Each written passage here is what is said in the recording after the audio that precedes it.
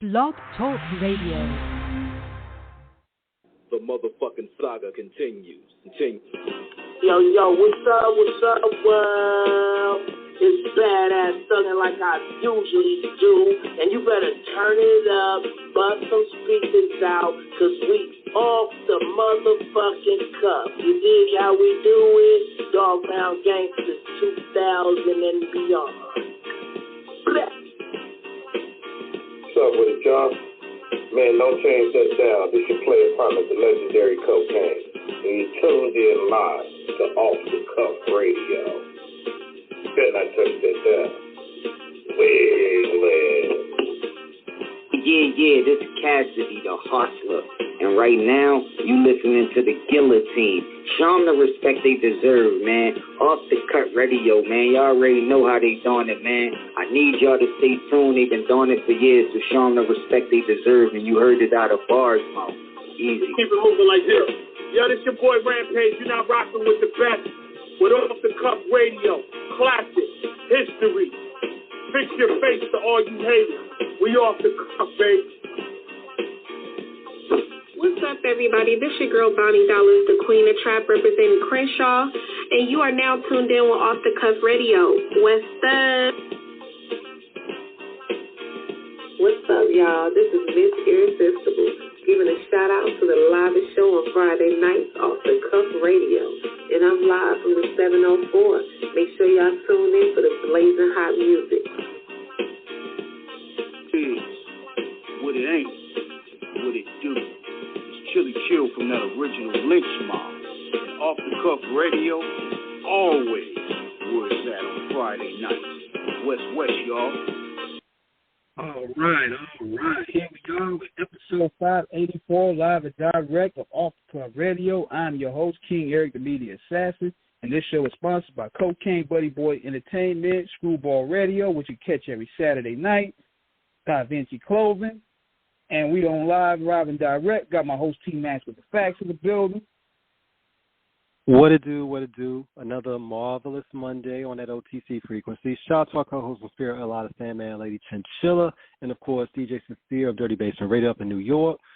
Ladies and gentlemen, this tonight is one of the most historically consequential and unbelievable achievements that we have ever achieved on Off the Cuff Radio, because our guest, his achievements are beyond astounding, amazing, and incredible. This man, for what he has done for the better part of 35 years, in not only hip-hop culture, but music culture in general, has contributed so much with his tireless effort, his tremendous passion for any project that he has put his heart and soul into. It's almost unfathomable how much this man means to the culture, because he is instrumental. He himself credits this man for giving hip-hop its notoriety and its flowers of appreciation before the culture really took off. You know this man primarily for his masterwork of a documentary in 1997 with The Rhyme and Reason, which he initially started in 1994. While that is one of his most known, it doesn't stop there. This man also did Tupac's Thug Angel, Notorious Big's Bigger Than Life. He did Rhyme and Punishment, and too many others that we can name in this intro. And for the aforementioned Rhyme and Reason, it was also Academy nominated by the Oscars. Yes, it was and next week he's going to be having it shown at the Academy Museum.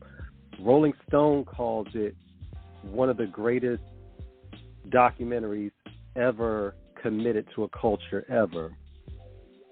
And we right now at Off the Cuff Radio are so proud, we are so privileged, we are so honored to have this man and his excellence, his extraordinary achievements, and amazing ability talk with us about his illustrious and storied career. He is the head of Rugged Entertainment. Shout out. Oh, we can't forget the Rhyme and Reason book is out on Real Art Press as well, so go cop that. Shout out to Kathy Bevan as well for helping us to put this on. Ladies and gentlemen, without further ado, Mr. Peter Spirer. Welcome to Off the Cuff Radio. Hey guys, how you doing? How you doing? How you doing? Good. Great, man. Well, thank you for inviting me. I'm pleased to be here, and let's chop it up. Absolutely, Peter. Your story is extraordinary. Let's get right into it. How did you start? Well, I worked on music videos back in the day. I worked at MTV. I was doing that kind of work. And I think, as it relates to hip-hop, like the first hip-hop show I saw, I think was the very first show Public Enemy ever played, which was at Nassau Community College. They opened up for the Beastie Boys, who I had gone to see.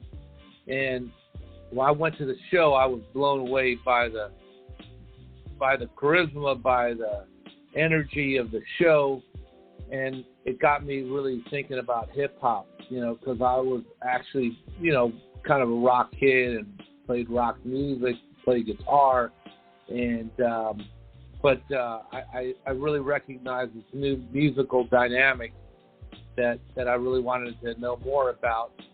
Ended up working on a lot of music videos, and I had previously done a movie that I got nominated for an Academy Award about a photographer. So I was looking for my next project, and I thought, there hadn't really been anything that, in my opinion, documented the culture of hip-hop.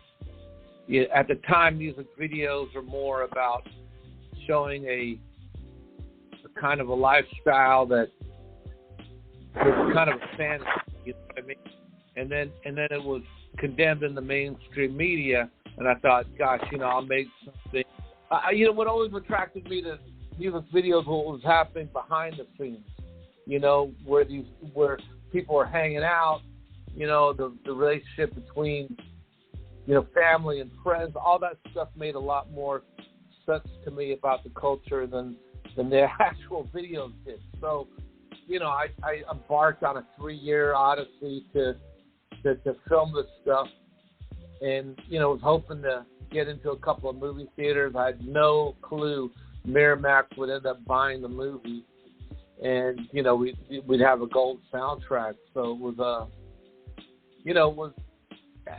lot of good, a lot of bad. I mean, I had a lot of issues with Miramax, and working with them was very difficult. But in the end, I'm very proud of the movie, how the movie came out, And I was fortunate that along the way, while making the movie, I pulled out an old Rolleiflex camera, which shoots with a big size negative, and I took all these amazing photographs. And when you're doing it at the time, and I was a lot younger then. Sometimes I brought the camera, sometimes I didn't. But thankfully, I brought it more than I did, and got some great photographs, which are now part of a book called The Book of Rhyme and Reason, which is out now. You can get it everywhere. Man, Peter, I mean, I was trying to get everything because I didn't want to take up too much of the time for the show in terms of the intro, and there's still shit I left out. I mean, dude, you're a writer, director, producer. I mean, you've been responsible for over 20 feature films.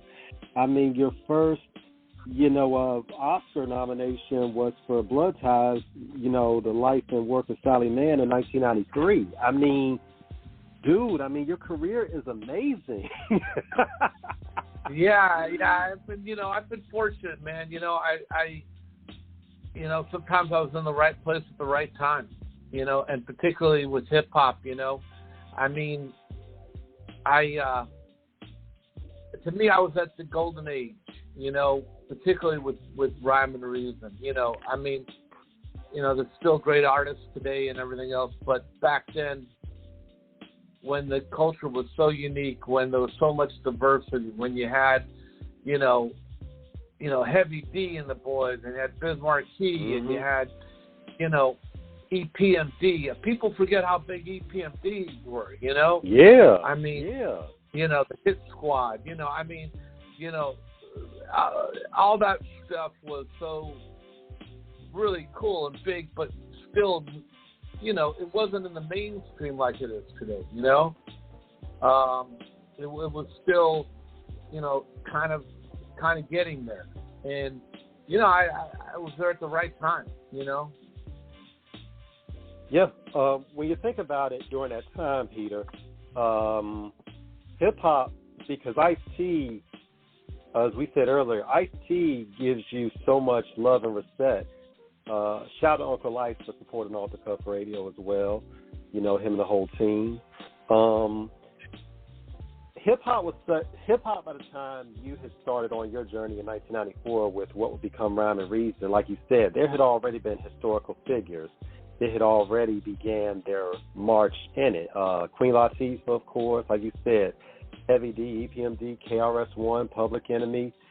We were seeing Nas, a young Jay-Z, a young B.I.G., Main Source. Ice-T was still in the midst of, was about 8 years in from his career when he started. So we're seeing this blossoming forest of freshness that is still nascent, but we're still seeing an energy, a raw passion, and unabashed narration of not only hip-hop life, but street life. This is especially between the 1990s, especially in the early 1990s when we saw gangster rap, with what NWA eventually made popular. We have to keep it in historical context, though. They were not the first gangster rappers. Schoolie D was, and then Ice-T would come later, and then NWA were the ones who really kicked that door down. Sure. But it would all come into the 90s of Dr. Dre, Snoop, Ice Cube, Compton's Most Wanted, King T, Naughty by Nature, Boss. For those who remember that album, Born Gangsters with her and D.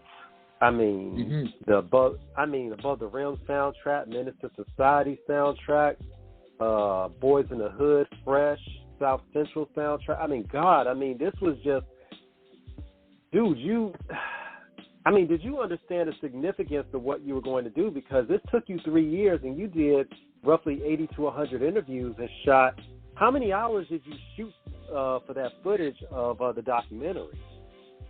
I never really counted up the hours, but you're right. It's about 80 artists that we filmed. The thing was, we shot in film. So that was the other thing. We didn't have a studio behind us or even a record company at the time behind us. We were, hand to mouth. And we probably shot more film stock than any movie ever made. If you see Rhyme and Reason, there's all kinds of different looks and everything. And that wasn't an aesthetic, choice. That was out of pure necessity because, I worked for other production companies and I would go to them and I was like, hey, do you have any film that's left over from a video shoot? I was getting recans and, God knows. It's unbelievable we did what we did. So our resources were limited, but we had to, like hip-hop, using a turntable as an instrument. We had to be very resourceful with the limited budget that we had. And we knew we wanted to shoot the film in film. Well, actually, in '94, there really wasn't a choice. I mean, video was so archaic back then. It was still pretty, or you'd have to have huge cameras and, we made the right choice. We made the right choice shooting film thing. Thinking about it with the art of the video back then, Peter, because you had already done work on, working for MTV. MTV for us growing up was, and later, of course, BT when they would have Rap City.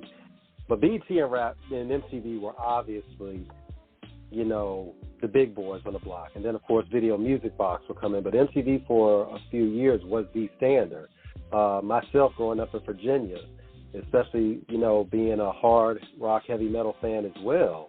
Of course, the days of Saxon, Slayer, Megadeth, Anthrax, Exodus, Testament, Overkill, Violence, Death Angel, Suicidal Tendencies. I was a fan of all these bands. Living Colour, Eric Gill's band. From your experience working at MTV, what was it like in terms of working at it from the corporate side and then ultimately from the video side in terms of how you put everything together for that? Well, yeah, and I didn't answer your previous question, which I wanted to, which you asked if I recognize the significance of what I was doing. And honestly, I would have probably, looking back at it, probably I would say no. Look, I knew the artists were great. I knew there was a lot of talent.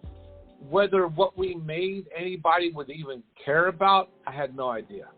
Like, I had no idea what the reception of the film would be, whether people would care, whether they would want to see the artists the way I was showing them, which was kind of in a realistic, setting. I didn't, I was sort of, it was like pulling the curtain back, and seeing how people really live and deal with stuff and all those kinds of things. And I, fortunately, I was, had good instincts, and people did want to see this stuff. When look, I'll tell you, one time, this is getting off topic a little bit, but no, go ahead.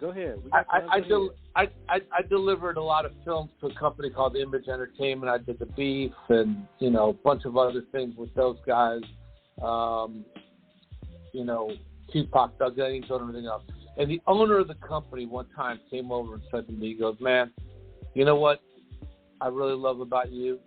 You give me what's going to be popular 2 years from now. I get people giving me stuff that's already popular, and it's already too late. Because the time I get it, I got to put it out. It's going to take a year and a half, and that wave is already over. You're always ahead of the curve. I've always had the ability to look into a crystal ball and see the future. I think that's one of the things I have, which allowed me to do some of the things I've done. Like even my first film, I knew the censorship issue was going to be a big deal. And, there was a lot of controversy going on. And, I jumped into it and did this film about this woman who's being censored, and it kind of caught on in the art world. The next thing was a hip-hop. I said, there's some really cool hip-hop films out there, but there aren't any that lets the artist tell their story. And that's what I really wanted to do, And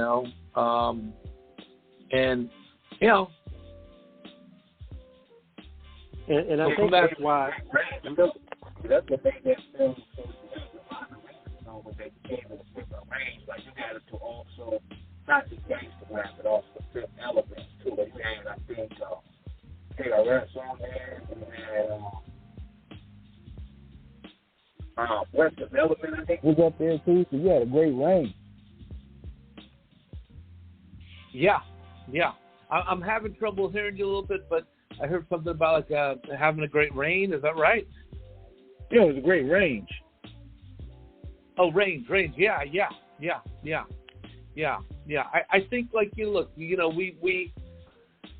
after I made Rhyme and Reason, fortunately, I hooked up with TD3, who's Quincy Jones' son and a very talented producer, composer, and they loved Rhyme and Reason, and they wanted me to work on a number of projects, and we had a great partnership together, and then that turned out, and I did a few other films after that with in the hip hop culture, but it's been very rewarding, man. I'm thrilled to death about the Academy thing coming up, which is a real honor to have that book and the film recognized. They as part of the 50-year anniversary of hip hop, they want to play it. And the film came out 25 years ago, so it's like perfect timing. Man, we got plenty of time, so let's, because we still got so much history to cover, but you brought that up, so let's go ahead and get into that.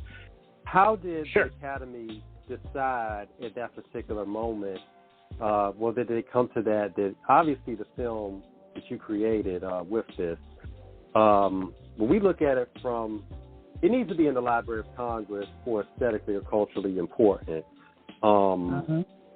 Because, dude, you got Wu-Tang when they were still young in their career. You got Ice-T, you got Lauryn Hill, you got The Far Side, Curtis Blow. You literally have Lauryn Hill. You got legends in there who have already cemented their legacy, and then the ones who are beginning to come in the next wave. Like you said, the candidness, the elements of just everyday life with them, just seeing how their day-to-day is, I think we've still never seen a film like that, to just show the artists as regular people. Yeah, one funny thing about, I don't know if it's funny, but, I thought I was finished with the film about a year into it, a year and a half into it, and I had filmed Nas, I filmed Wu-Tang, I think I filmed Redman, Eric Sermon, a few other people, and then I went out to L.A., actually. I went out to L.A. and showed some people what I had, and they got really upset. And they were like, "Hey, man, we don't have hip hop in L.A." And I was like, "Oh my God," because I was from New York at the time and I was living there. It was really heavy New York artists, so I realized, oh my God, I've got to. I can't have a film just about East Coast artists, and that's when I spent another year and a half developing relationships. The other thing, I don't know if I told you this, but when I made Rhyme and Reason, thankfully I was very naive about, how to do this. And if I had done it in a real corporate sense or, professional way, I would have contacted people's managers and agents and all that stuff, and I'd still be working on the film. What I did instead was, Go ahead. What I did instead was, if I interviewed Redman, I'd say, hey, if you like the way the interview went, can you recommend just one person? Just connect me with one other artist that and he would connect me with Method Man, or Eric Sermon would connect me with this one. Whatever it was. It was artist by artist until I got to L.A. And then at that point, some of the record companies saw what I was doing and helped out a little bit. But I didn't mean to go around agents and around managers, but for me, getting the film done on what I was looking to do, that's the approach I took. I don't know if you could do that today, But at the time, artists wanted to tell their stories. They were excited about being in a film and doing Rhyme and Reason.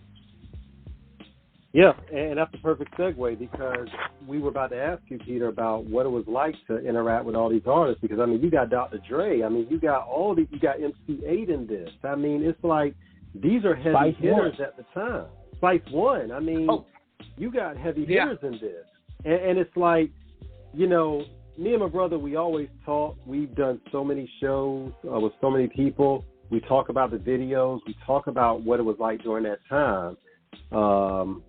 About how music videos were shot and everything, about how albums were recorded. When there were cameos, it felt so organic. You know, it wasn't like you felt like there was a whole bunch of business having to be. It's just like, yo, they call them up, be like, you want to do it? Okay, here's how much, and this is what it is. And it's like with Rhyme and Reason, it's just so organic to see all these people. It's an all-star of where the show, shout out to Russell Simmons and Def Jam for what they did with it. The show was more documentary, was more of a chronicle of touring, where Rhyme and Reason was more the chronicles about beats, rhymes, and life. Shout out to Tribe Called Quest, rest in peace, Spike Dog. You know, so you were able to really connect with these people in a real way. And I think that's what makes this film so extraordinary. What was it like? How did that come about that the Academy decided that they were going to screen your film when you actually had that sit down talk with them? Well, what happened was when the book is being released now, and apparently, like, the top art books are part of the catalog that go out to museums and libraries and that kind of thing. And when the Academy saw it, they were like, oh, wow, you know, a book of Rhyme and Reason, and, hey, you know, can we get Peter to do a book signing, and, hey, is there a film print? They responded right away. I mean, they were very, very positive about it and recognized, you know, that there was an opportunity. They had wanted to do something about the 50th year anniversary, and they thought that this would be a great way to kick that off. You know, I think they're going to try to get other films for the next year or so. But I don't know what they're thinking of, but, you know, they definitely reached out to me, and you know, it just seemed to all be like perfect. You know, the book, the 50th year, the 25th anniversary of the film. You know, they got it. You know, they got it. Man, I mean, in terms of books, I'm gonna ask you too. When you get these artists, what was your strategy on making them open up? Because you had them open up, telling a lot of their personal history that they probably will be really guarded on. Like, what was your strategy on getting them to open up? You know, that's a good question, and I've always had the ability to make people at ease. Like, you know, sometimes people tell me too much. You know what I mean? I've had that happen. I tell you what, on the Beef Series, you know, there were a couple times, I don't want to mention names, but people call me up and go, hey, you know, what I talked about in that interview, you know, it'd be better if you didn't use that, you know? And you know, I respect that, you know. I feel like I love the culture. I love the people in it, you know, and I want to, but I'm a journalist at the same time, you know. I mean, I'm here to tell a story. I'm here to tell people, you know, what the truth is from my perspective. And I think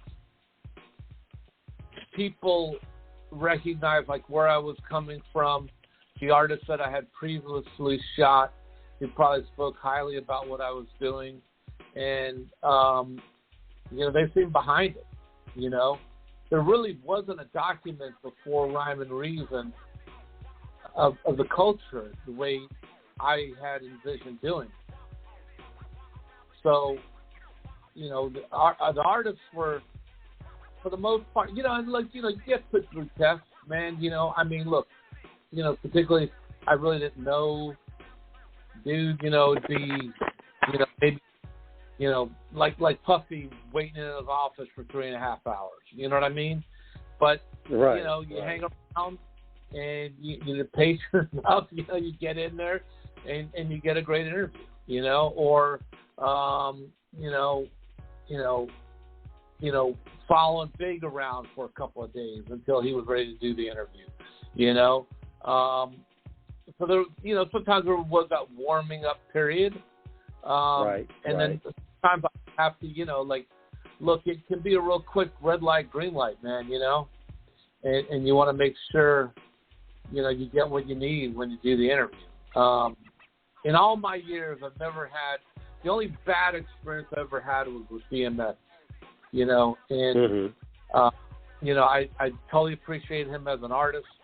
As someone who I tried to get to interview, I think I waited in the hotel room for 7 days, and his publicist, who was such a great guy, he kept apologizing about it. When I finally got to interview him, he only would answer a few questions and very vaguely. I really didn't have anything. However, I saw him later on with Trex, and I know Trex a little bit. So I said, hey, Trex, can you, help me out? I'm trying to do this thing with DMS. And he brought it, like, come over here, man, and they did it together, and that was good. But, if Trex wasn't there, it would have been the same kind of red light situation. But, but it just depends sometimes the situation you're in, and you got to recognize sometimes artists are going through things, Yeah. I don't take anything personally, man. Like when I'm trying to do stuff, I've got a job to do and try to look at it as, hey, what will people find interesting? What, how can I connect? And sometimes you have to do that very quickly. That's true. We, rest in peace to X, and we love X, and we know X had his issues, and it was not always an easy road for him.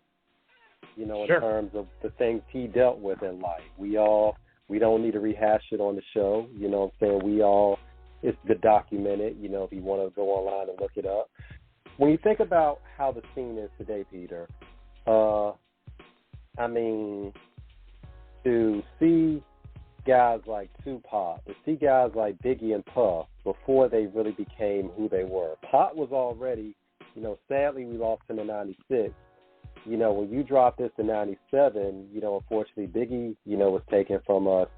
But when we look at what was happening, Bad Boy Records had started in earnest in 1993, and pretty much with Puffy's guidance by 1998, they was up. What is it like to see these people and look back and be like, yo, I got these people. You got a young Exhibit rapping in it. You got Wu-Tang in this before, and, they're just, that 97 is when they dropped their second album. Exhibit is a year after dropping his first album, and 3 years after he makes his debut on King T's, For Life album. So you are in the midst of all this history here. Oh yeah. I got a great story about it, because when we did Wu-Tang, it was like the coldest day in February, man. It was like unbelievable. And, the movie starts with Wu-Tang Clan. And you got Method Man spitting amazing freestyles. It was fantastic. And then after that, what happened was, so 3 years later, now we're finishing the film, and we invite Method Man and RZA into the studio to take a look at what we're doing. They were one of the first ones that saw the completed film. I think I was there. Not the same day, but we had RZA and we had Method Man in our editing suite. We turn down the lights, we turn it on, and I have no idea how they're going to react to it. You know what I mean? And it comes on, and dude, you see them, and they start going, oh God, man, can you believe this? Oh no, oh God, they're they're like really upset, and we're freaking out. I'm freaking out. I go, oh my God, they hate it. They hate it. And then they say, we'll never be this cool again. We'll never be this real again. You know, they had already eclipsed what they were. You know, they were like, we'll never be this hungry again. I mean, they saw, it was like they were looking at different people. Right. And you know what I mean? And you got to think about it. This month, 30 years ago, the album dropped, and then the documentary in 93, the album dropped in 93, and 4 years later, they're looking back like, wow.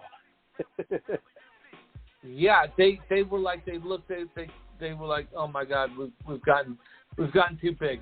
You know, we're like, we're too, you know.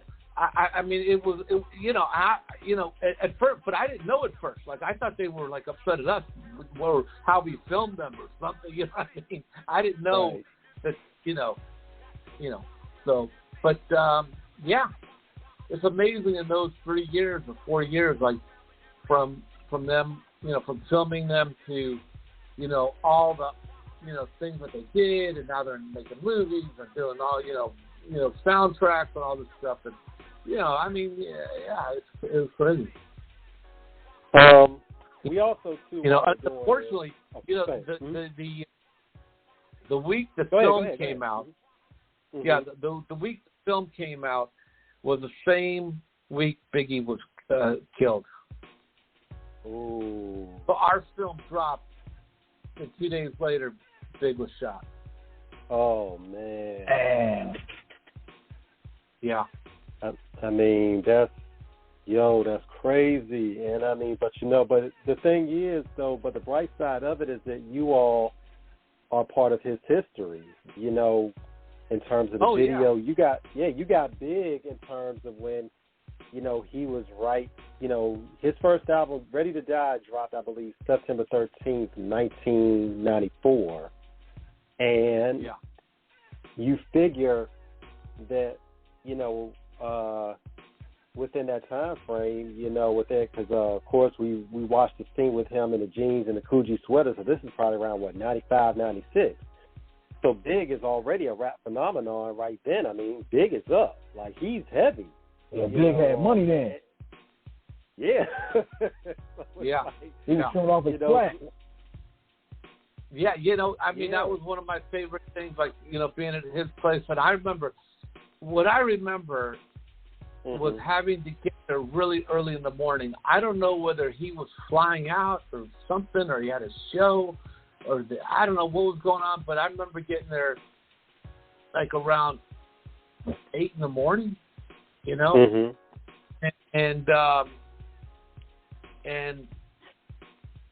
he's sitting on this couch, and there were these plaques to the side. I said, hey, man, can you open these plaques up? It looked like he had just gotten them. And he was like, yeah. I mean, the one thing I loved about Big was I really felt that he really appreciated his success and how far he'd come and being able to provide for his family and all that kind of stuff, man. I mean, he loved life. That guy, I was profoundly saddened when he passed away because he was such a,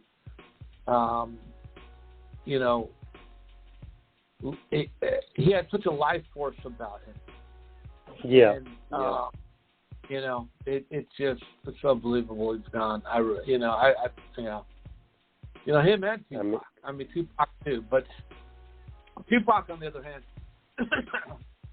if someone said Tupac, I think I would, I wouldn't be as shocked. Biggie dying, that was a shock. That was a shock.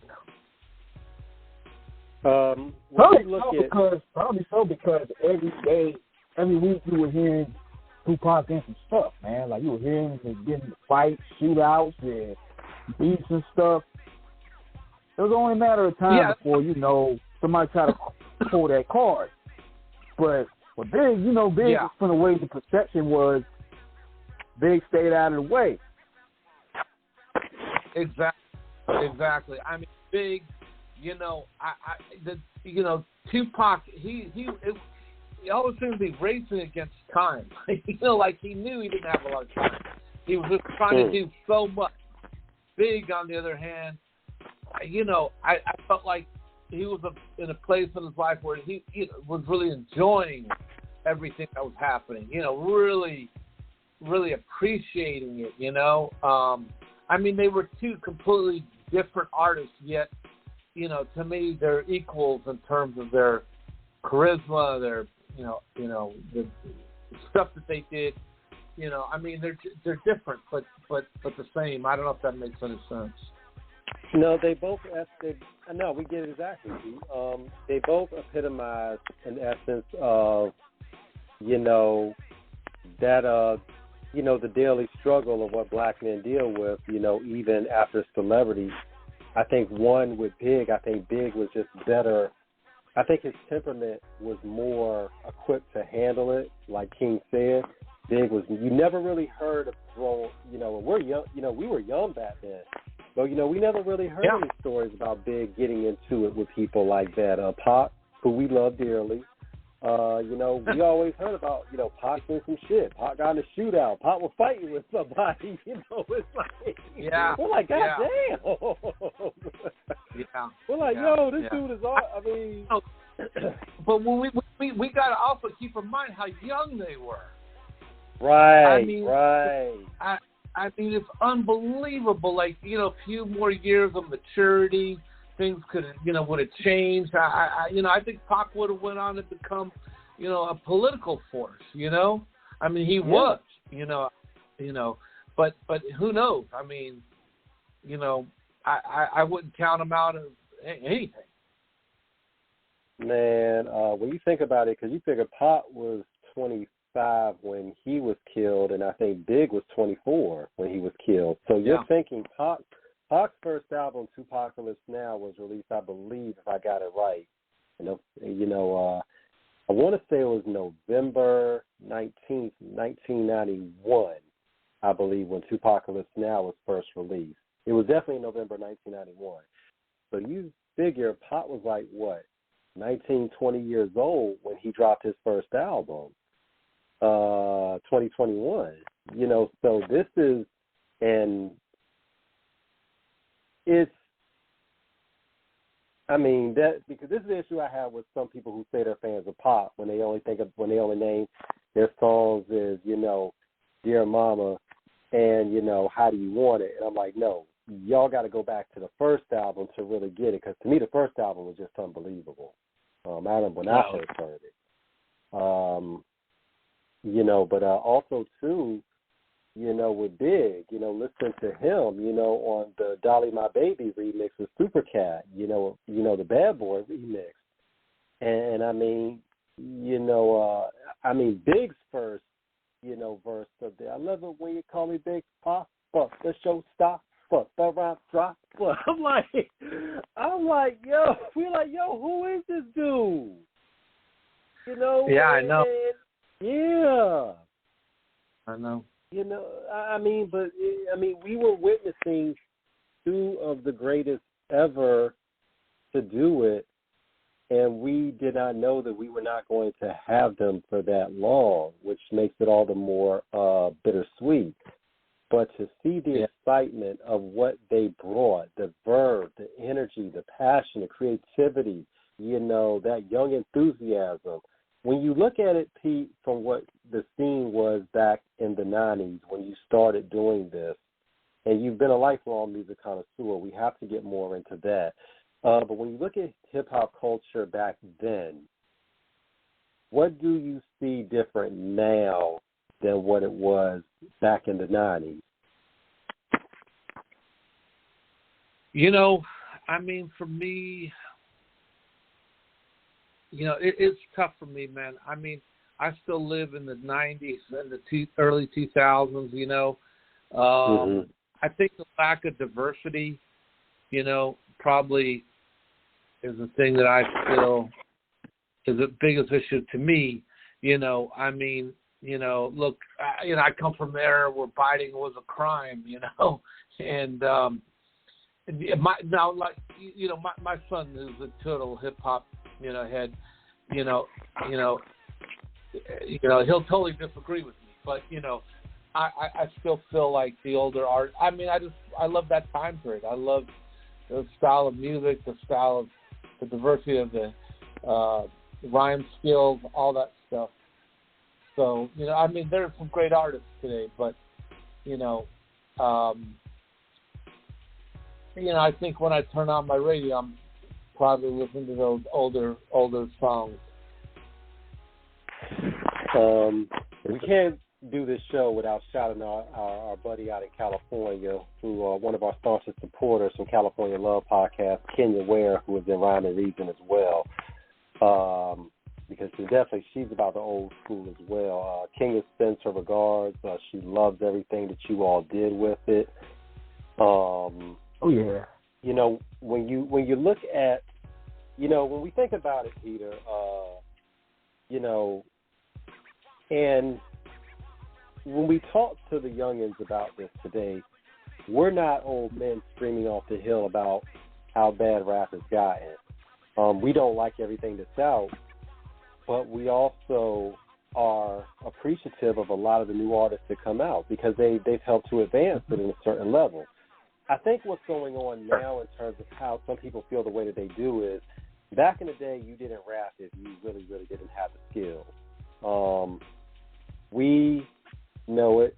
You've been in an industry, so you've seen the corporate machinations kind of infiltrate the industry in terms of how it's dictating sound, fashion, and direction. We came up in a time, of course, when you were doing a documentary, when the game was still nascent, the music was still kind of, evolving,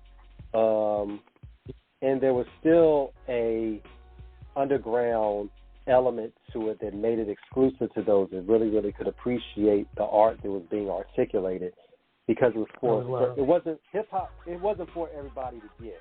But if you were in the culture, whether you were black, white, Asian, brown, native, whomever, you got it. If you were really into the culture, you got it.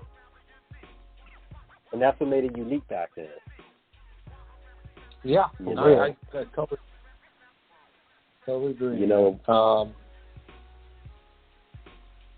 But it definitely was not for wide consumption. I mean, when we think about some of the albums that were released in the 90s, like 36 Chambers, Illmatic, Ready to Die, OC's Time's Up, South Central Cartel and Gas We Trust. King, help me out here. We have Ready to Die. There's still anniversaries on these albums, man. There's still anniversaries on these albums, man. Yeah, man. I mean, Cuban Link. They're still doing anniversary shows and festivities off of that. Yeah, I mean, look, Old Dirty Bastard, Return to the 36 Chambers in 95. I mean, Slick Rick, The Ruler's Back, 1991, Chronic, 1992, Doggy Style, 1993. Black Moon.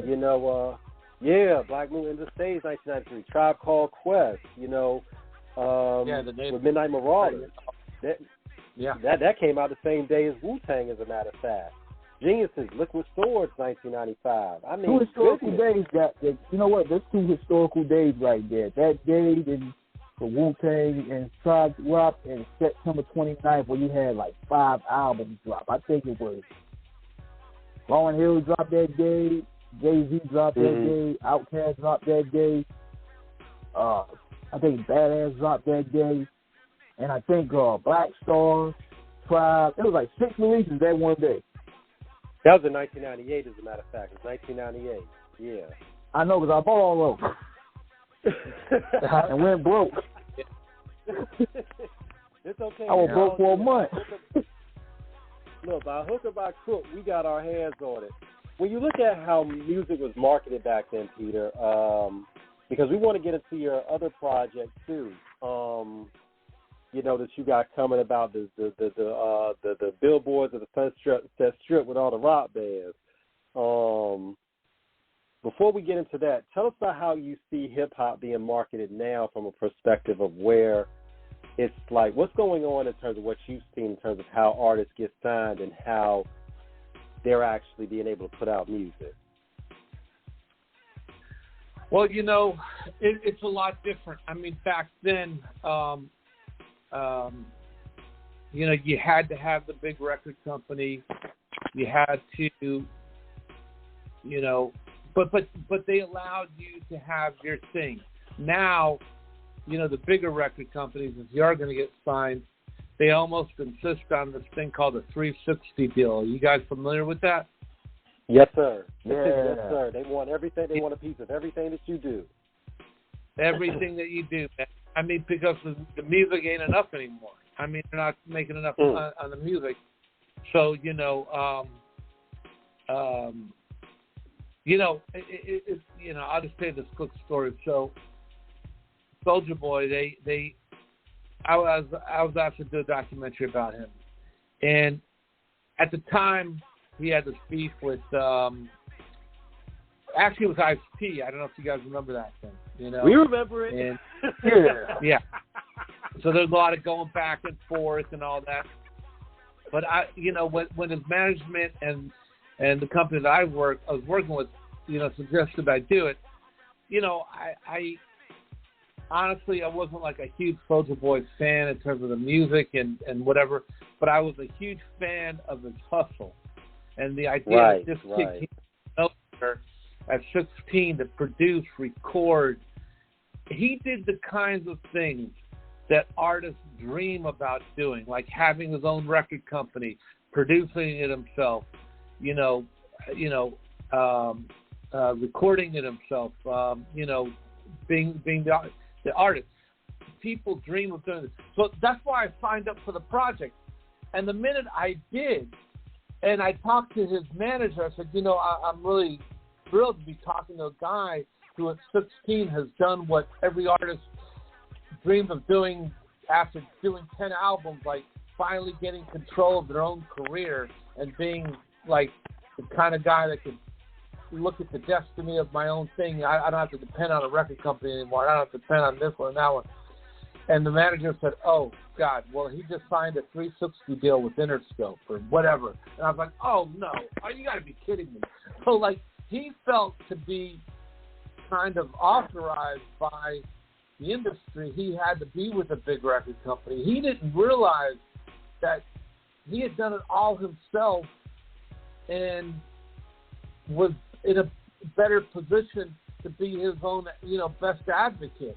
I mean, I was shocked that he did that. At that point I was committed to making the film. I don't know if I would have made the film if I knew that ahead of time. And that's understandable. That's understandandable.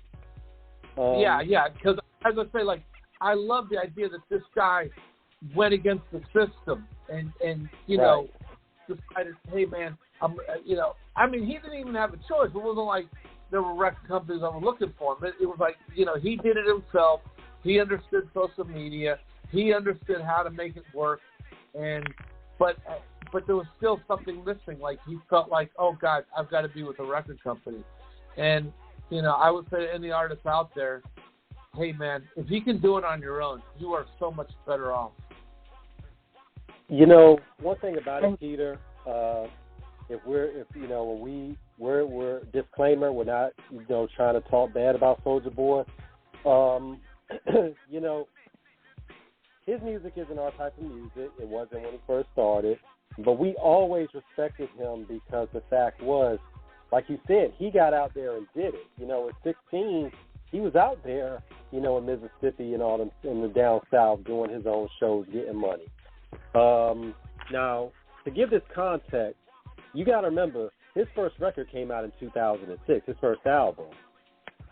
So, at the time, social media, of course, MySpace is the thing with which he was really doing it. Black Planet, which was the original, social media. Facebook has still not gone to the level it had gone to yet. Facebook was still a couple years old, and I don't believe had been made public yet.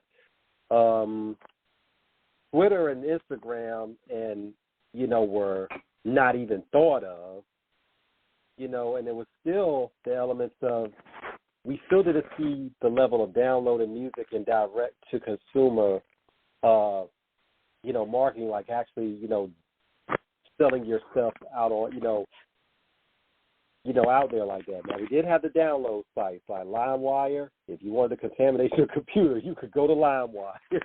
That's for sure. Yeah. But one thing about it, through all the hijinks, crazy antics and everything, Soulja Boy really trailblazed the way. And I think for that, he does deserve credit. I think it was easy to take advantage of, not to take advantage, what am I thinking? It was easy to criticize him and take shots at him because of the fact that his music was not aesthetically pleasing to where it was for the hardcore audience. But when we look at where hip-hop was in that snap rap era, and also the trap rap era, the 2005 and 2006 era, we got to think about two of the biggest artists that came out during that time, Jeezy and Gucci, who were carrying on the trap rap that T.I. had given the name to. And like my brother said, whatchamacallit, wasn't our boys back in the day, Ghetto Mafia. They started really in earnest, 1997, 1996. So you're seeing, but still in the snap rap. You're talking about D. Pharrell, you're talking about the Franchise Boys, the Shop Boys, you're talking about Crime Mob. All of these artists. I mean, even with Jim Jones, albeit not snap rap, with, his album, PMMB, Product of My Environment, with Ballin'. Or was that Diary, or was that Harlem Diary of the Summer? What song was Ballin' off of, King? Was that Product of My Environment or Harlem Diary of the Summer?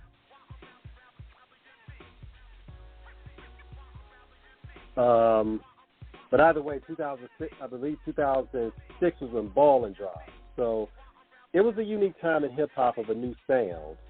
What was it like to film Soulja Boy during that time, Peter, in terms of just watching him do what he did on a regular day-to-day? Right. Well, that film kind of gives me a good idea of his upswing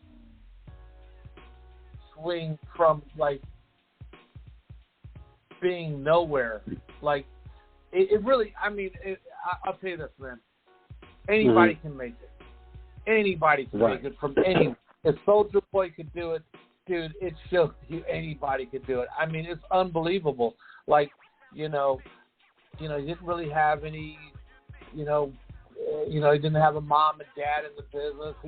He lived thousands of miles away from any record company, and for him to pull off what he did was pretty remarkable.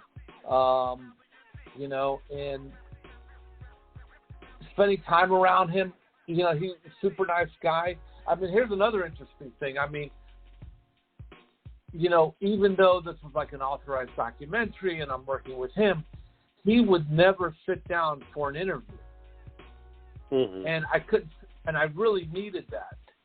And at some explaining to the manager, hey, if you watch the movie, we get quotes from him all the time, but it's not like a real in depth. It's not, however, there was so much material that we had gathered, and we actually used social media stuff, like pop-ups and stuff like that, to present text and stuff like that to get thoughts and stuff across. So you still get a really deep dive, immersive feel into who this guy is and how he did what he did and what transpired. But I don't know whether I don't know how, from his point of view, saying, hey, I don't want to sit down and do an interview because it's going to be way more interesting if these guys create something unique. And that's what they made us do, which we did. We had to find a solution to that issue. And as I say, we never had, just scheduling an interview with him was always impossible. He couldn't do it for some reason, or he canceled for some reason. And, I got upset about it a few times, but, You know, the manager said, "Oh, it's going to happen," and I realized it wasn't going to happen, and I had to finish the film. And I go, "Oh God, I've got to find another creative way to tell the story." If you watch that movie,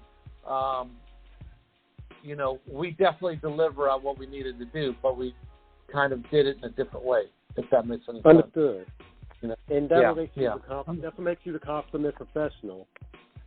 Because even with that type of, you know, when you're given a project, some films, you know, you have deadlines. Some films you have air dates, and you have all kinds of different things.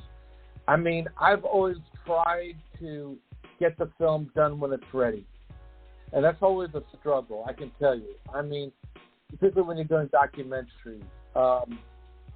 You know, like I'll tell you on Beat, for instance, no one knew who 50 Cent was, if you could believe this, right? When I started doing Beat. And I insisted on having him in the film.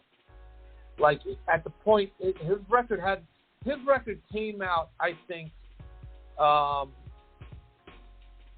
after Beef dropped. I might be wrong about that. You know, because, you know, when you deliver the movie, it takes another 8 months or 9 months for it to come out. So they have to do all the QC, they have to do the deliverables, they have to, you know, get it placed, they have to pitch it to the stores. There's a whole process. If the movie, so the record could have come out, but I can tell you, he had a big buzz in the hip hop world, but not in the mainstream world. So my distributor was going, "Hey, deliver the movie. We need you said you were going to deliver the movie," but I kept, you know, holding him off, going, "Hey, there's this guy named 50 Cent, and I'm telling you, he's going to be the biggest guy in the game." And they were laughing at me. A guy named 50 Cent? Are you kidding me? You know. So you know, we waited. I mean, fortunately, because of how well Suge Angel did, they gave me more time. And, you know, they never doubted me after that. But,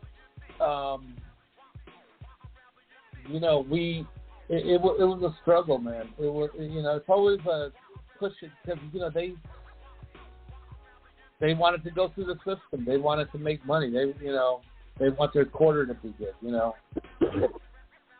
And yet it's still, Peter, you got the last laugh because you saw something with 50 that, shout of course to DJ Woo Kid and Sha Money XL, who were one of the first to help, who were really the first guys to help 50 out. And of course Jam Master Jay. We cannot rest in peace. We cannot leave out Jam Master Jay because Jam Master Jay was the guy who really believed in Fifth before everybody heard of him. Sha Money XL and DJ Woo Kid will come later on in terms of help guys that was in the trenches with him. And those guys was in the trenches. Yeah, without a doubt. Yeah, but I mean, but you think about it, when 50's first mixtape hit in fall of 2002, 50 Cent is the Future, and I got it. I mean, I was blown away. I mean, we had heard him on How to Rob. I know. We heard, I mean, and that was just hilarious on the N2B soundtrack, and this is in 1999, that dropped. So he's still carrying the momentum from that 3 years later into his mixtape, which he would parlay into a record deal, and his album would drop in April 2003. You know, so it's like, I mean, you know, this is a dude who went from having a song on the soundtrack to beefing with Ja Rule, signed to Columbia Records, getting shot, you know, getting dropped from his label, being at home recovering, getting back up to get it again, and then now this guy's an actor, producer, multimedia mogul, one of the most successful businessmen ever in the history of the culture. Pete, we're gonna have to get you. We're gonna have to tap you for some lottery numbers because you got a sixth sense of finding out who these people are gonna be big before everybody else does. Well, look, man. All you gotta, you know, if you listen to the buzz on the street, you know, right. It ain't that hard. You know, right. anybody in hip hop knew he was going to be huge. Anybody, you know, like, but you know, these executives at these companies, they don't know. I mean, you know, they're not putting in time, you know, analyzing culture or working in that part of the industry. So, you know, the buzz on 50 was enormous. Yep. And that, you know, what took a long time was like just connecting with him and scheduling something with him. You know, thank God. I think we shot him when he was out in Arizona, and what a show! I mean, he put on the show. I mean, I think it was a week before his album dropped. I think that something like that. I don't know. He was on tour doing something, but you know, it was like a club tour. Mhm. And that's always. I can tell even when you shot him, because you know you got some memorable shots of 50 on that DVD where he just said, "I don't like that guy. I don't like Ja Rule at all." He had a little sad look about him. Yeah.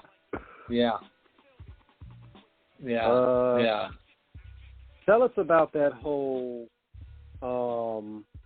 beef series, Pete, because you were the first to chronicle rap beef in terms of rivalry before anybody else, and before the blast. Some of those, and some of those conflicts were pretty intense in terms of when we look at what happened with Ice Cube, with him and Cam when they had their little issue, you know, when we look at True Life and Mobb Deep when they had their problems.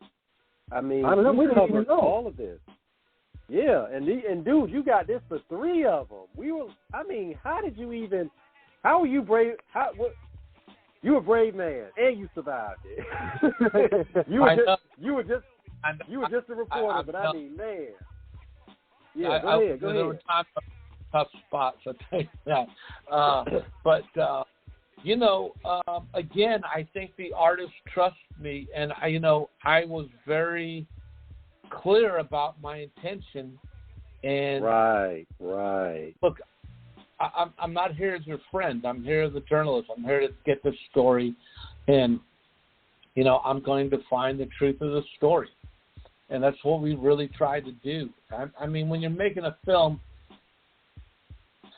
there's things you have to do within like the parameters of time and everything else. But thank God, I didn't have one artist who ever came back and said, you really took me out of context, or that really wasn't the way it went down, or I did have one artist I can't remember, and I think it was Royce the 5'9", who said, you know what, I don't like the way I look, but I realized that is the way I look, and I got to change. And I thought that was pretty powerful. Man. I mean, look, the same thing with True Life, man. I mean, when we shot that stuff, and he's cracking on, Mobb Deep and blowing off shots, and that was in New York City. That was at what was that, like on a East Side, on the that was Lower East Side, the Lower East Side. Yeah, Manhattan. Lower East Side. Yeah. I mean, we're not in Red Hook or someplace, man. I thought that was crazy, And I was when they was on the basketball court. Yeah. By the footage, we actually had him. I don't know if. Yeah, it's in the film. We bring him back, and we have watched that clip and get his reaction about it. And there's one part of that series I will never forget is that look on his face when he's watching it, and it's like all those thoughts are going through his mind in terms of like, man, I really did that, and not in a good way. He's like, I realize, he's like, I got to think about it. I got to make a change. That's not the man that I want to be. That's not the man that I am. Yeah. But, when he told the story about what happened, about how him and Mobb Deep ended up having that conflict, he was animated about it. And understandably, he was upset about what he feels was basically he got sold up the river for basically, I mean, this is all on the DVD, y'all. So it's not like we're just talking to talk. We ain't like we just talking out of thin air. Yeah, but his thing was he felt like that verse. Prodigy used the verse that he had already used for something else, and he felt like Prodigy sold him, hoodwinked him on it, and obviously there was some issues, and obviously the situation when Infamous Mob gets ran up on. And because we this is before. Go ahead, King. Go ahead. Yeah, it goes down. Yeah, it went down like that. And plus, what was great about that, what you did for him, because I think being that when a guy on the level of True Life or artists of that, they really feel they really have an outlet to get their voices heard, because there's a lot of politics in this thing.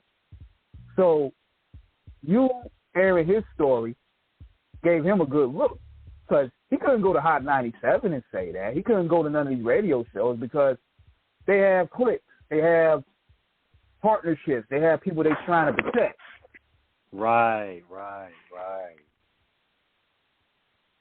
Yeah, and when you get out there like that too, what you were documenting this before social media, so.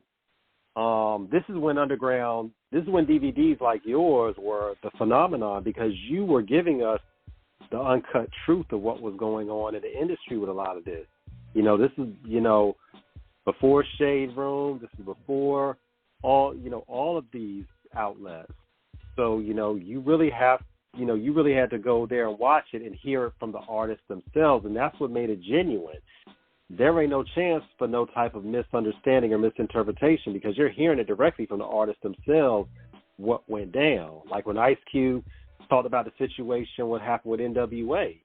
And that kind of gave us, because you got to think about it, when Ice Cube left NWA, this was around 1989, 1990. So we knew he left back in the day, but if you were not in the industry, you really didn't understand what happened. But when I watched it, I was like, okay, when Q talked about how he was the only one that never signed a contract because he had saw the money wasn't right, and that's why he ended up leaving. Of course, this was reiterated in the movie as well. Yeah. When that was talked about, when, of course, when the characters are talking about what's going on, is the, Cube's character, shout out to, Cube Jr., talking about, why, he's like, yo, what's up with his money here? He's like Jerry, we don't understand. We don't understand what this. I can't understand all this. None of us do, and that's really gave the the clarity on it. I once confronted Jerry about it. I knew Jerry. And I said to him, it's amazing, because the guy was, there was a lot of good and there was a lot of bad about Jerry. And I think, Jerry felt like the world revolved around him, a little bit, But I said to him one day, I said, Jerry, the group, their issue with you was that you. He goes, yeah, well, that's right. I said, how do you even justify that as being proper, since you're their manager? He goes, well, I never told them to have 5 guys in the group. So if you look at it financially, they were getting 20% each, and then he got 25. He actually got a bigger share for being the manager. He got 25% of the group, right? And which is really... that's a little on the high side, but, look, Elvis's manager got 50. So, 25 is, to me, that's on the high side. But, but you got to consider, okay, what are the guys in the group making? And if you're the manager, I think you got to say, I can't make more than the artist I'm representing. Right. And he did not get that. He did not understand that. I mean, I said, Jerry, they're the guys that, you know, you don't have a job without them. And, you know, you know, he was a tough guy, man. I tell you, he was, you know, he's played by Paul Giamatti, I believe, in the movie. Yeah, Paul Giamatti. Yes, sir. Yes, sir. Yeah. And Paul did, you know, he's a fantastic actor. And for the most part, he had the character kind of right. But Jerry was Jerry was like 6'2" or 6'3". He was a big guy. I didn't know he was that tall. Yeah, Jerry's a tall guy. I didn't know that. No, he was a big dude. He was a big dude. He was, you know, he wasn't like a little guy, you know, like a little Napoleonic kind of guy like Paul Giamatti played him. He was like a big guy, you know, and he had a temper, man. You know, like, you know, he'd yell and scream and whatever. But, you know, he was very passionate about his group, but he was also passionate about making money, you know. And, you know, I think, so I don't think, like, you know, people say, oh, Jerry was dishonest and he was dishonest with the money. I don't think he was, honestly. I think he would tell you he's making more than them. He wasn't hiding the fact. He wasn't like, oh, no, they're making, you know, expensive, and when you adjust for, you know, growth and all that. No, he said front and center, hey, man, they have 5 guys in the group. They're getting 20% of you know, their take each, and I get 25 as the band's manager. I was like, well, okay, then that means they're making more than they are, you know. He goes, yeah, that's right. I was like, wow, really? Are you admitting that? you know. That's very rare, man, because they don't let this. Yeah, because they usually play the mental gymnastics with the masses. They'll tell you, oh, I'm not making that much. You got to ask that person. It's very rare to get somebody like Jerry to tell you what it is. Yeah, I mean, Jerry, you know, you know, he was very transparent in that kind of way, man. I mean, you know, so, I mean, I think that towards the end of the film, you know, and look, I don't know enough about the business dealings of that group of like really what went down, but you know, I know that Easy was his guy. You know, I mean, you know, whether it's true or not, or whether it really happened or not, is another story. But Jerry did tell me, like when it came to some of the other guys in the band, that there were issues with. Like he goes, hey. He said he went to Easy and said, hey, man, we got to keep Dr. Dre. I mean, the guy is too incredible. We've got to keep him. Easy was like, oh, we don't need him, you know, blah, blah, blah. Yeah, whatever. I mean, who would say whether that happened or not? But, you know, Jerry was very, you know, I was really surprised when he told me, hey, man, I'm making more than they make.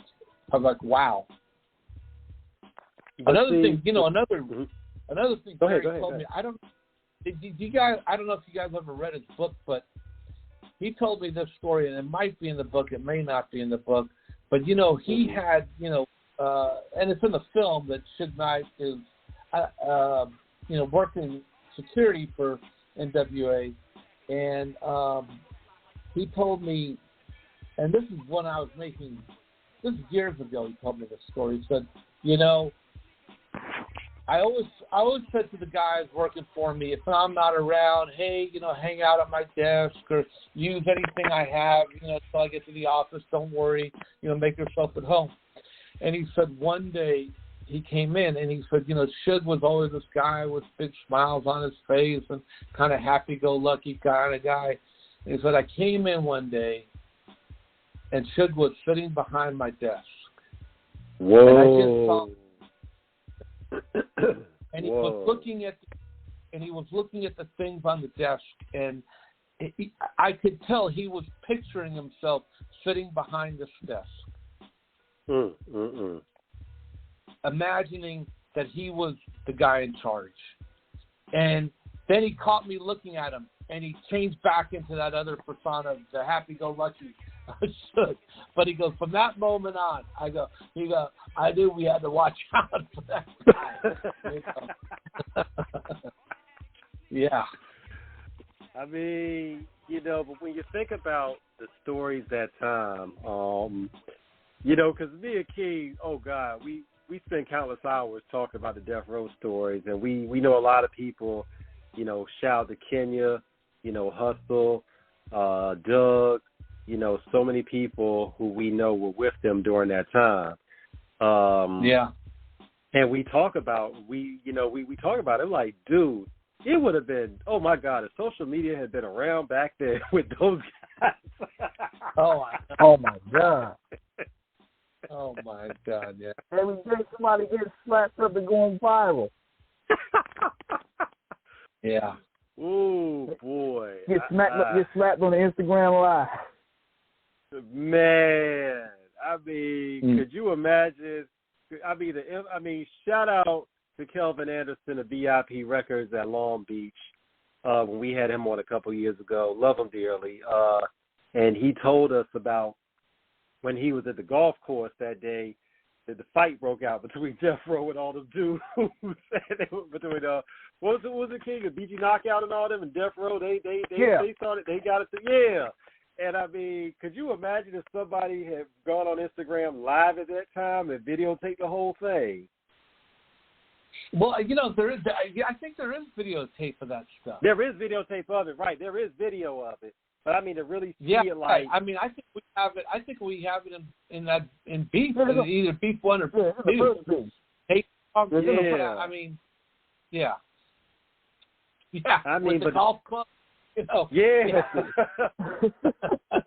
But I mean, that was like a snippet of it that got caught. I mean, but y'all got some good footage of it. I mean, but you figure in today's time, they would have had that thing running for like damn near, look. Oh, there would have been the whole. There would have been memes on it. There would have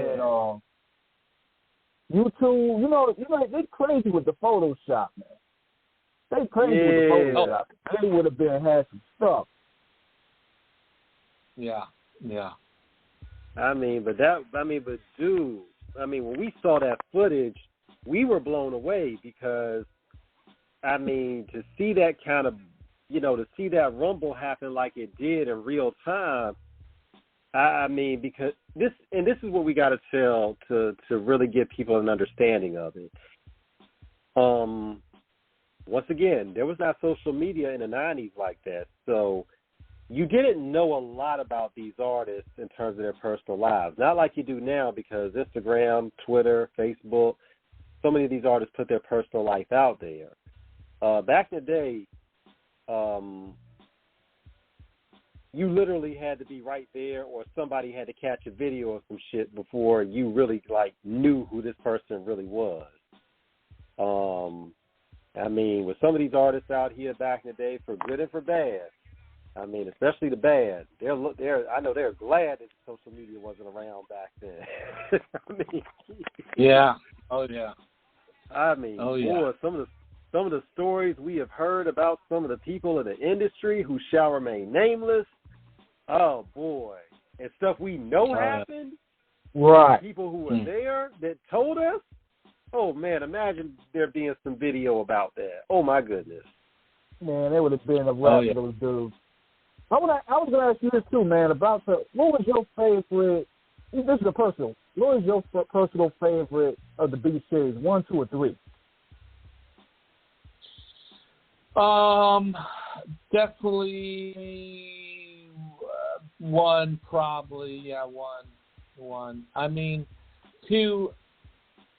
There's some great things in 2, and you know the third one. There was some crazy. Some of the craziest stuff went down in the third one. Believe it or not. I believe it. Yeah, I mean, we got caught in some crazy situations in Beef 3, but you know, at that point I was beefed out. You know, I became a vegetarian. I mean, but you know, one thing about it back then too. I had to ask you. Yeah, I didn't mean to cut you off, man, but I had to ask you that because they came out with another one with B4, and I could tell you wasn't involved with it at all. No. At that point, it was so popular they had to keep going, and I totally understood that, you know.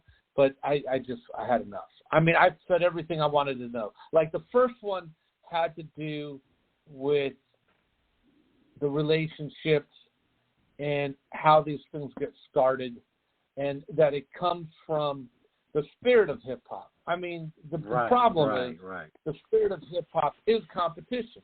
You know, who can graph better? Who can, you know, DJ better? Who can MC better? I mean, it's always been it's a beautiful thing about the culture, rather than doing something violent, doing something artistic, you know, to prove your whatever manhood or, you know, who you are as a person.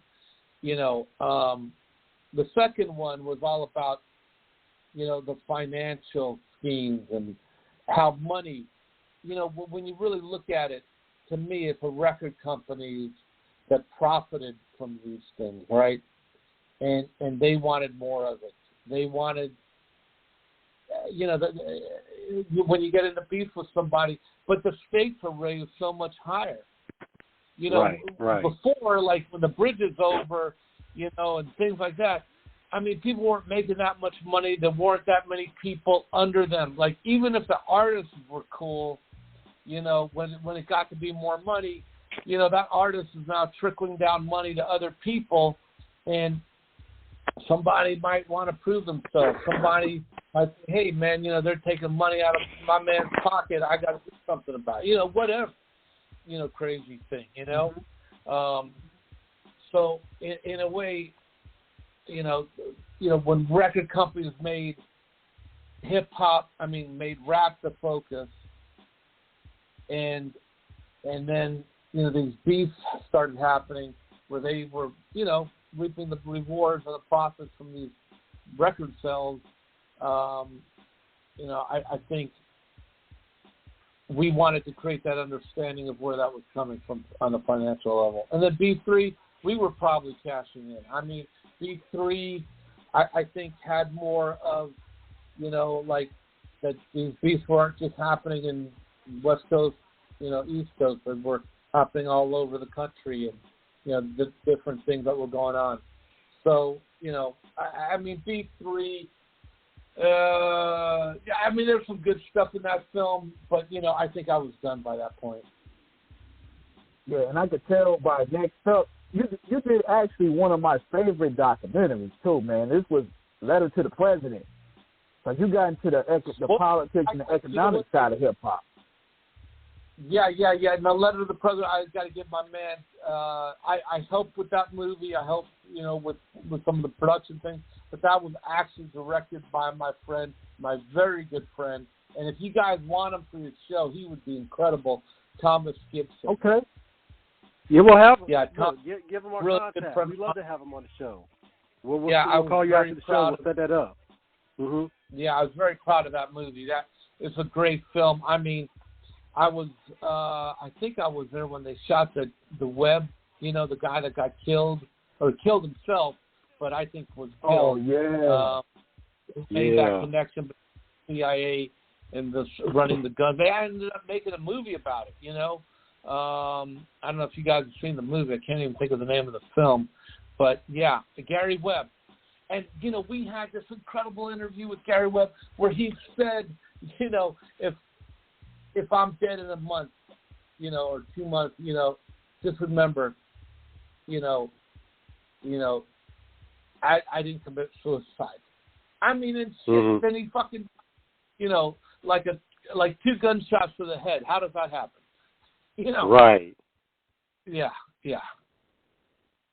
I mean, that whole thing is to me is so dirty.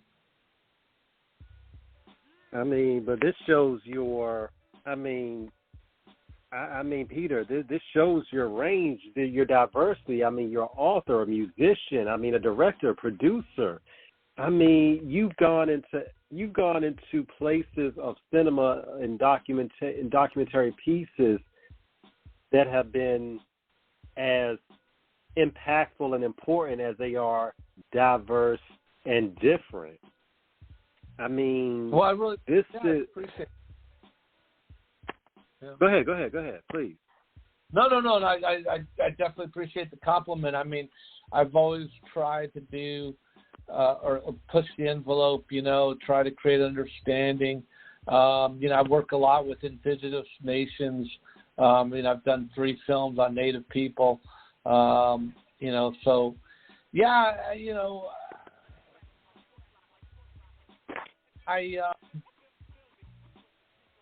proud of the films I've made. Tell us about the indigenous pieces that you've done. Well, the first film I did was called The Walk, which was it was a spiritual walk from the Palo Reservation in San Diego to Sacramento, and these guys walked 760 miles. And when I was asked to do this film, I thought we would have like months to prepare and everything, but the people that came in to talk to me about it said, hey, they're walking in a week. But their pitch to me was so convincing that I said I had to do it. And without any financing, again, I go running out there, following them. And, film ended up at Sundance, at the Sundance Film Festival. And then in 2017, I did a film called Spirit Game, Pride of a Nation, about the Iroquois people who actually, if you wrap this around your head, there are people that live here inside America, but they don't fly on American passports. They fly on their Iroquois Haudenosaunee passport. So when they're traveling to other countries, they're not using an American passport, which is how it should be. I mean, they have treaties with America where they have their own identity and their own nationhood. Mm-hmm. And they hosted all of these nations on their territory. One of the proudest things I have making that film was in the early stages of development when they were like, okay, so these countries fly into America and then they're going to drive onto our nation. I suggested them setting up an immigration center so that the nations had to get their passport stamped.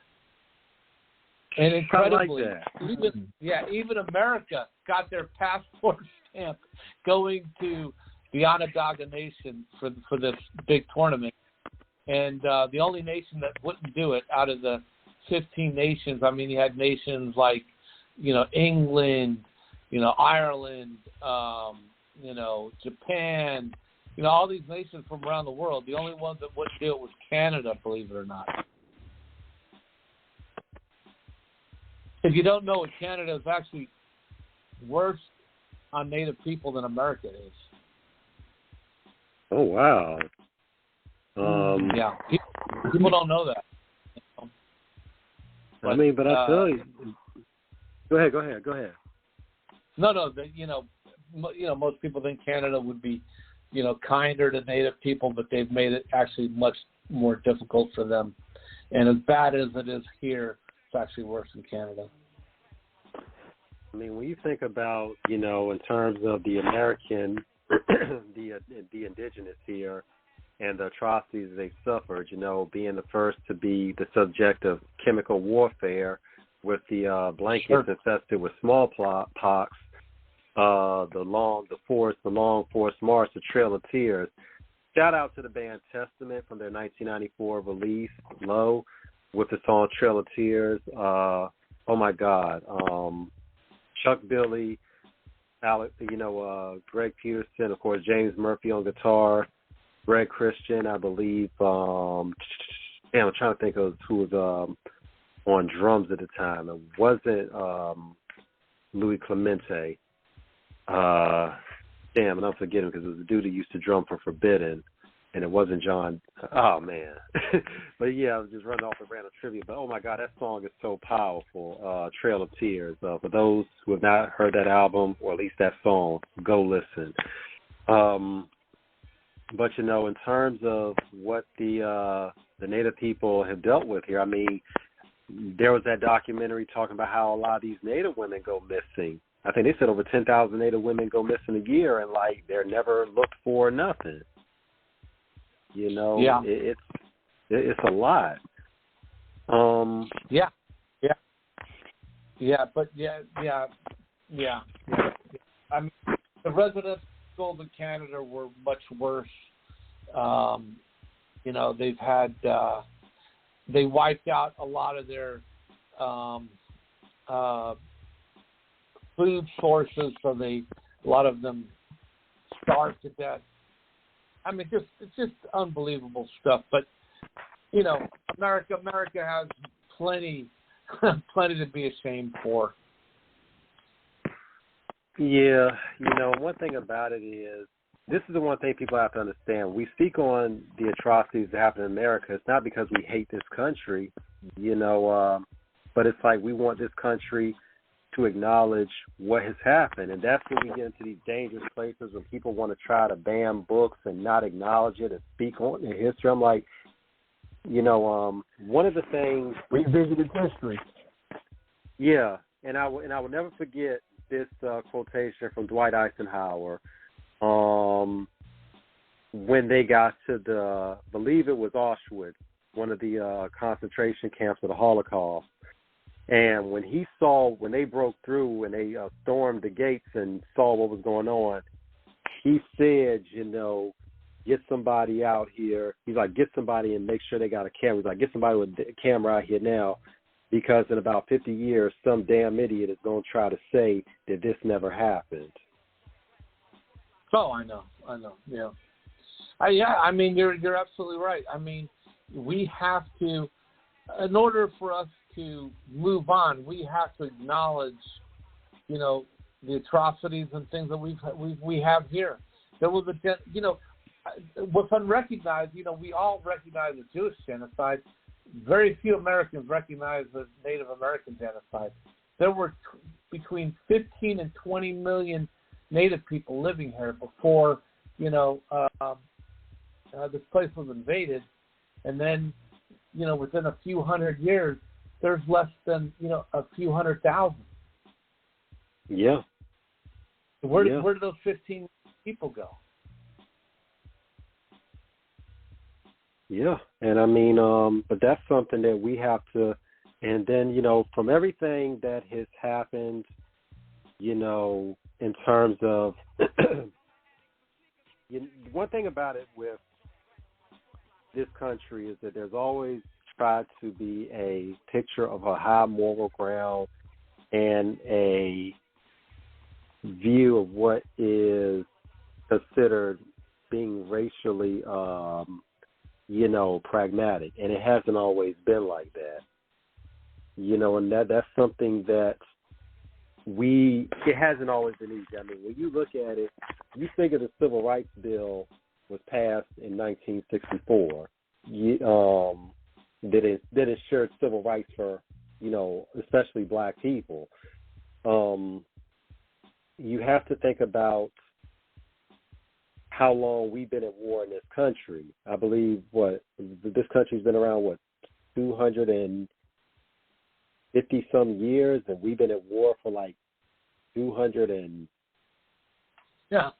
of it is some type of conflict, is some type of armed conflict we've been involved with. We've been involved in for a majority of that. And it leads. This is what is important about what you do in hip-hop and in a broader scale of social commentary, Peter, because one thing about it is this: one cannot underestimate or disavow or dismiss what has happened in the world. And if people like yourself are not brave, bold, and courageous enough to tackle the truth and hold it down and then hold it up for everybody to see it, you're going to have some asshole pseudo-academics trying to rewrite it and say, well, this didn't happen or this is a conspiracy.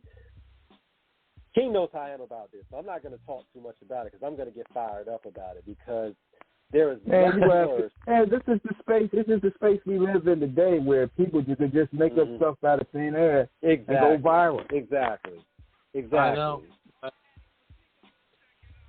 And I'm sure you guys have friends that are, you know, get hooked into that stuff. I mean, I have friends that send me stuff, and I'm like, you know, as a journalist or somebody who, you know, feels like, you know, there's, you know, accountability, or, when we did these films, we had to check even though somebody said something, you still have to check whether it was true or not. But now people just go on. I mean, without any third-party verification or anything, they put out this stuff. People believe it. It's unreal to me. And they call you crazy. And they call you crazy because you ask questions about the validity of it. Yeah, absolutely. I mean, I mean, people hear things on like Fox or Newsmax or even CNN. I mean, I would say to have a healthy amount of skepticism is probably a good thing, But and to I read a variety of news sources, and I try to then figure out, what in my world is real, But it you got to be careful, and you got to realize, kind of figure out who's writing it, what agenda do they have, and with the deregulation of news that Reagan, I blame him for. It's kind of where we're at, There isn't really a lot of transparency or oversight of news organizations anymore,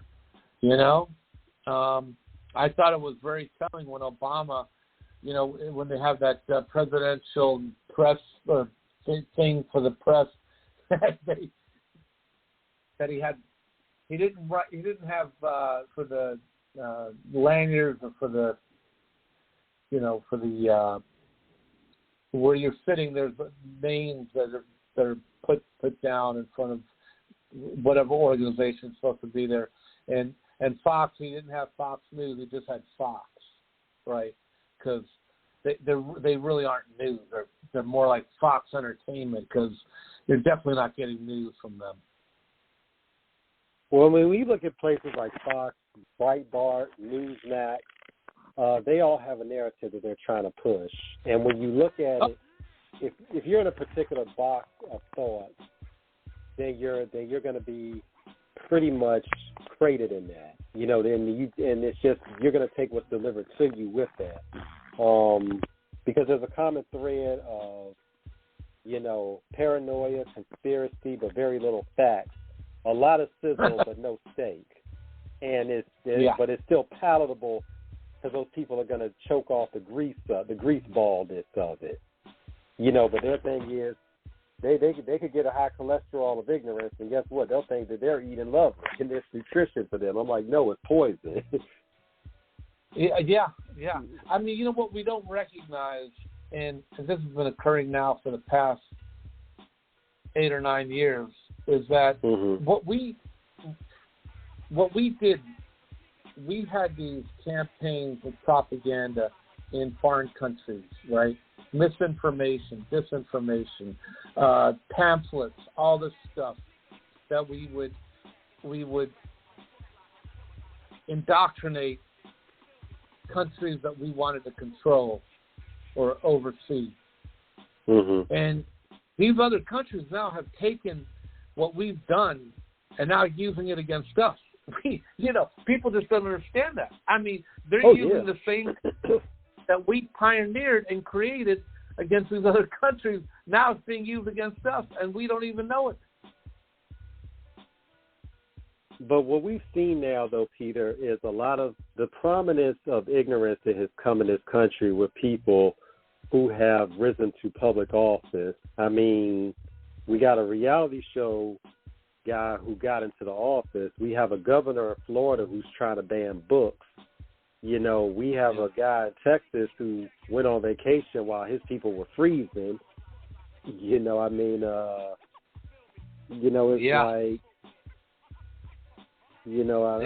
like, senator rather, not governor, but senator. A senator who went, what I'm saying? So it's something that, so we've seen something, we've seen this blatant perversion of because the freedom of speech is one of the most sacred freedoms in this country that we possess. The problem is some people take that and they pervert it in ways of spreading lies and misinformation. And when you have people who have already felt disenfranchised or outright disillusioned with government, they're prone to believe it. I mean, when you look at what happened in World War II, how Hitler came to power, what did he do? He put it all on the Jews and said, these are the people, he started propaganda, said, this is why, we're poor. This is why we all fucked up over here, because of them. He found a target and everybody went for it. And we saw one of the greatest genocides, nothing great about it. We saw one of the worst genocides in history in terms of a people who were damn near exterminated. You know, and this is something that if we're not careful, like the Roman Empire fell, we could fall on it. A lot of times when you're looking at how the infrastructure of a nation falls, it's not from a foreign invader. It's from the people inside of it who decided they're smarter or they're more capable than the people who are in leadership. Leadership is a state of mind about what is pragmatic and about what is good to lead the common populace. How everybody benefits, not just one or two people who get to make a choice about what's good for a few others. And we have to understand that. I totally agree. I mean, I always feel like we're living on the edge of democracy, and that it's very fragile. It is.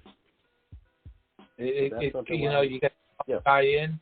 I mean, I don't know whether any of these rumors are true about Trump, but, he's talking about doing a bunch of things when he gets in immediately, that could be crazy. I mean, I don't know, man.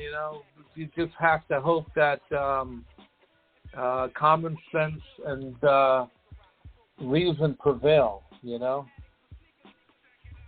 I mean, but that's something that he has his audience, and people will believe the ignorance that he spews, and try to say, I don't want to get too deep up here, but it's just you got a lot of people who they believe a lot of the nonsense that he says, where the fact is his thing is about what he's going to get for himself. And it's like, don't fool yourself thinking that you're one of his people. If you're not in the same class of people that he associates with in terms of being the privileged elite, you ain't benefiting from nothing with it. That's a snake oil salesman with a tongue that's gonna lay out oil that you're gonna fall all over.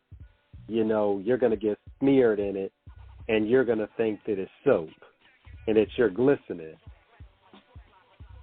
I couldn't agree more, man. You have him wrapped up. I mean, look. People ask me, do I think Trump is a racist, and I think his thing is green. If you've got money, he's going to be your friend. Doesn't matter what color you are. I think he's going to, he's fine with that. It's the people that are, need help, that are marginalized. I mean, those are the people he could care less about. He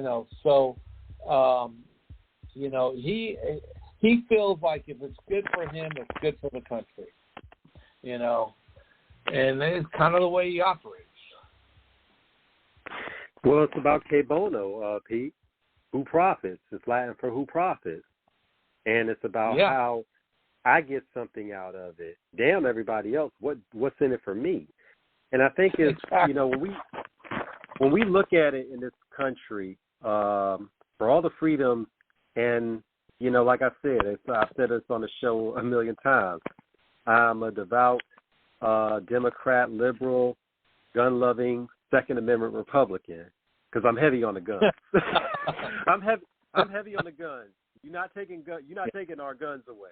But the thing is, and when these people talk about, the government's taking our guns, no, they're not. I'm like, that's our constitutional right in the Second Amendment. They're not coming to take our guns. That's the fear tactic that they use to try to get y'all to do.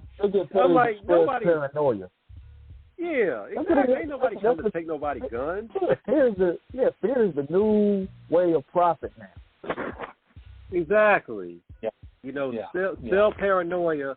The price of the price of compliance is to still paranoia, and then ultimately, and people will buy into it if they think there's something near and dear to them, even if it's not true. They want to believe it, so they have a reason to act up on it.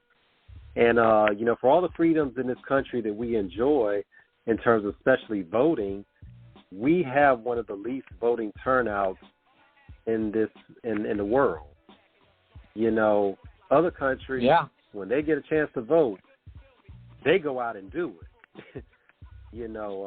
But here, a lot of the one thing I'd say about that though is that these other countries they give you the whole day off to vote. I mean, they make it a really important day. Like you get the day off, you get the some countries they even you're paid that day to go to and vote. And I think in this country we make it kind of. They don't want people to vote because they know most people that would vote would probably vote Democrat. So they want it more difficult for those people to get to the voting booths. Why not do it on a national holiday? I mean, I don't understand that. I don't know why we don't vote. Have a day off to vote. Make sure everybody can get to the polls. And I also tell people. Go ahead. No, I mean, I'm saying a lot of people working 2 jobs. They're struggling. For them to get to vote, it's a real heartache. It is, and I tell people, because I'm a registered Democrat. I'll say it on the air, and I tell people, and I want to word this carefully. Watch who's trying to tell you at certain levels. You got a lot of people trying to say, well, Democrats haven't worked for us. We should. I'm like, so wait a minute. So we're basically going to go vote for a party with the Republicans that really, I mean, Tim Scott came out and said it today that, he was, from South, I believe from, South Carolina, Florida. And he has said that he said the Republicans are not going to get behind a black candidate. Now, mind you, he's a black Republican, and he said they're not going to get behind a black, because he ended his presidential campaign, so he knows it. And people try to say, oh, and I love this when they try to say, the Democrats were for slavery. I'm like, yeah, but you got to think about when it all changed. When they said the Republicans were for, this freedom. And I'm like, you're absolutely right. It all changed in 1960. And really, it started in 1963 when Kennedy, before he was assassinated on November 22nd, that he had introduced the Civil Rights Bill. And a lot of those, a lot of the Democrats in Congress who did not support it turned Republican. Now, Lyndon B. Johnson ultimately be the one who passed it through. And also, I'm going to go there. He had one of the greatest quotes that I've ever heard. He said, if you can convince the lowest white man that he's better than the average colored man, you can empty out his pockets. Hell, give him someone to look down on and he'll empty out his pockets for you. That's deep. Yeah. So we have to understand, the fact is that all of us here have a struggle that we are, no matter where we come from a walk of life, whether we're black, white, Asian, indigenous, whatever, brown, we all are just trying to survive here. And we need to look very carefully. I tell anybody, whatever your political affiliation is, whatever your stance is, you have a right to it. That's guaranteed in the Constitution. We are free people in this country. But I also tell people, also be very careful who you make your political allegiances with. And before you make a choice, make sure it's an educated one, out of fact and not an emotional one, out of what's the word I'm looking for? Oppositional ignorance, being contrary, simply, wanting to be anti because you think that's so revolutionary. Revolution ain't shit unless it's a solution that's for the benefit of everybody. A revolution without a cause is chaos. Agree. Totally. Damn, and we just got political. We definitely don't want Ball Talk to cut us off. Pete, you know we're going to be in touch with you after the show because we ain't even touch on everything that we wanted to touch on. And we're going to get that for part 2 when you're ready to do it. Shout out to Kathy again. Pete, tell everybody where they can find you and tell everybody again about your Academy of Museum screening next week. Right. So, my company's Rugged Entertainment. You can check that out. I do have the Biggie film right now, so you can check that, the Notorious Bigger Than Life, that documentary, which I think is one of the best documentaries about him. But this Monday, day after Thanksgiving, if you're in LA, come to the Academy Museum, the Academy of Motion Pictures Museum. We have a screening of Rhyme and Reason, which hasn't been screened in 25 years. You've seen it on TV, but to see it on the big screen is really a treat. And I'll be signing my new book called The Book of Rhyme and Reason, photographs based on that movie. So, and the photographs are sensational. The book came out better than I could have ever imagined. Peter, this has been unbelievably great show. Enjoyable. I mean, this is one of the greatest shows we've ever done. Dude, we actually have an Oscar nominee on the show. Off the Cuff is just doing it right now. Well, congrats to you guys. And, thanks for, getting in touch with me and making it happen. I really appreciate it. We appreciate you. And like you said, get in touch with your mans. We would love to have him on the show. Look, anybody else, shout out to your whole team, at Rugged Entertainment, man. You all have done so much in terms of just, enriching the culture and just, just bringing it along in a way of just really being curators and caretakers for it. It's just, man. Yeah. Cool. Well, you guys have a good one. I really appreciate it. And, yeah, definitely I'd be more than pleased to come back. Definitely. Man, yes. Man, we thank you once again for joining us. It was a great build, great history. And we definitely love to have you back on in the near future as well, man. So we definitely appreciate you to join us. We'll be on live tomorrow night. And I'm out. Great. Thank you. Peace.